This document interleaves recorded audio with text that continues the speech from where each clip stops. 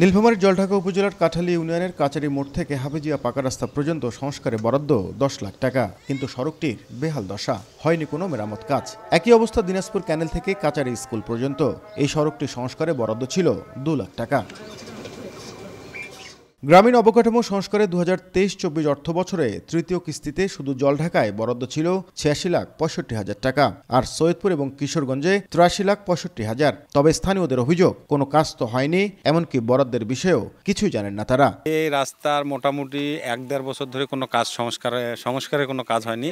ওই ছয় বলে বাজার হয়েছে কিন্তু চারে না কোনো কাম করেনি। ওই অল্প একটু যদি মাটি টাটি দিছে দিয়ে ওইভাবে চুপচাপ। আরও ভয়াবহ চিত্র গাইবান্ধায়। সাদুল্লাপুর উপজেলার বনগ্রাম ইউনিয়নের মধ্য জয়নপুর মসজিদ সংস্কারে ১,৭০,০০০ টাকা বরাদ্দ দেওয়া হয়, কিন্তু প্রকল্পের ব্যাপারে কিছুই জানেন না প্রতিষ্ঠানের কেউ। একই প্রকল্পে সড়ক, কবরস্থান ও বিভিন্ন প্রতিষ্ঠানের নামে অর্থ বরাদ্দ নিয়ে লুটপাটের অভিযোগ তৎকালীন আওয়ামী লীগের নেতাকর্মী ও এক শ্রেণীর অসাধু কর্মকর্তাদের বিরুদ্ধে। আমাদের মসজিদে যে ১,৭০,০০০ টাকা বরাদ্দ হয়েছে আমরা কেউ জানি না। টাকার জন্য আমার কাজে বন্ধ হয়ে আছে।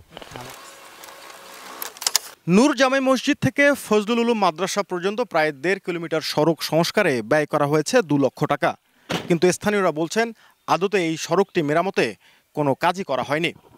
এমন অবস্থা গ্রামীণ অবকাঠামো উন্নয়নের আওতায় বিভিন্ন প্রকল্পের।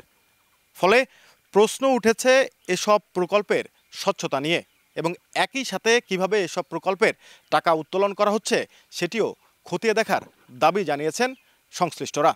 উন্নয়ন গবেষকদের মতে রাজনৈতিক দুর্বৃত্তায়ন ও জবাবদিহিতার অভাবে এমন অনিয়মের সংস্কৃতি গড়ে উঠেছে। রাজনৈতিক পলিসি যতক্ষণ পর্যন্ত স্বচ্ছ হবে না ততক্ষণ পর্যন্ত এই দুর্বৃত্তের জায়গাগুলো থেকেই যাবে। আর গ্রামীণ অবকাঠামো সংস্কারে সরকারের যে বিপুল পরিমাণ বরাদ্দ সেটি নিশ্চিত করা না গেলে এটি শুধুই অপচয় বলছে সচেতন মহল। নাজমুল ইসলাম নিশাত, সময় সংবাদ, রংপুর।